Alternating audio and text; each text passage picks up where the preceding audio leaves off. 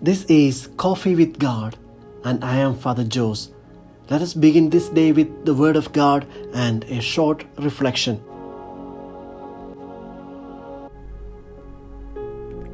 A reading from the Holy Gospel according to Mark, chapter 12, verses 13 to 17. The passage is taken from the Message version of the Bible. They sent some Pharisees and followers of Herod to bait him, hoping to catch him saying something incriminating. They came up and said, "Teacher, we know you have integrity, that you are indifferent to public opinion. Don't pander to your students and teach the way of God accurately. Tell us, is it lawful to pay taxes to Caesar or not?" He knew it was a trick question and said, "Why are you playing these games with me? Bring me a coin and let me look at it." They handed him one. "This engraving, who does it look like? And whose name is on it?" "Caesar," they said. Jesus said, "Give Caesar what is his, and give God what is his." Their mouths hung open, speechless.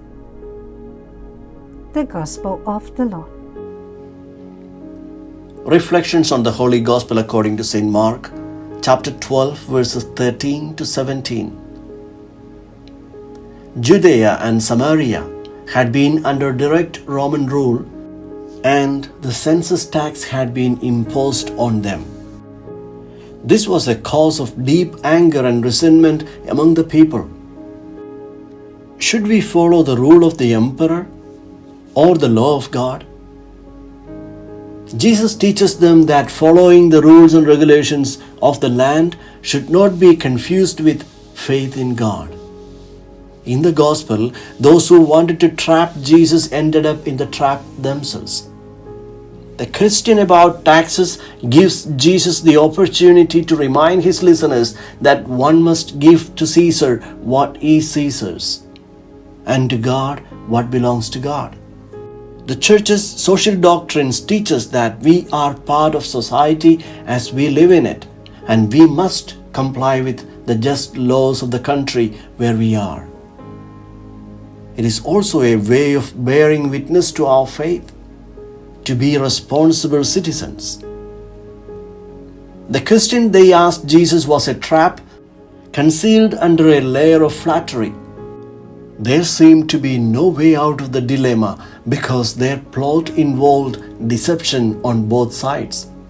In the ancient world, coinage was considered the ruler's property since it carried his image on it.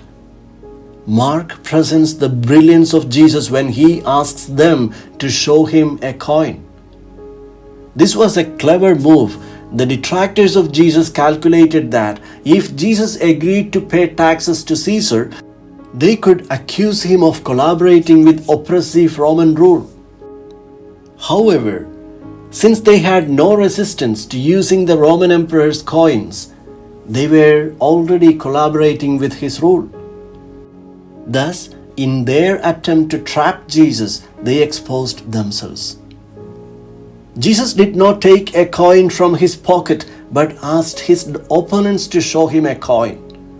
This implies that Jesus did not use the coin. It came from his opponents. Thus, by possessing a Roman coin, they exposed themselves to be collaborators with the Romans and not with Jesus. This was a sore point, especially for the Pharisees.